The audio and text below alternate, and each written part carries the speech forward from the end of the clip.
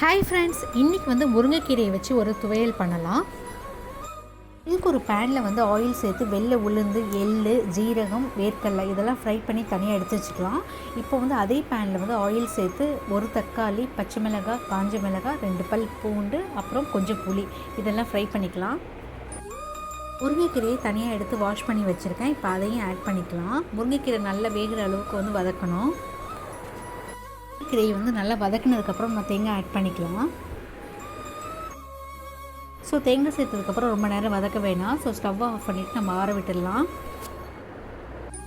இப்போ வந்து மிக்ஸி ஜாரில் வந்து வேர்க்கடலை, எள்ளு வந்து ஃப்ரை பண்ணி வச்சுருக்கோம் இல்லையா, அதை ஆட் பண்ணி குறைன்னு அரைச்சதுக்கப்புறம் வந்து கீரையை ஆட் பண்ணிக்கலாம்.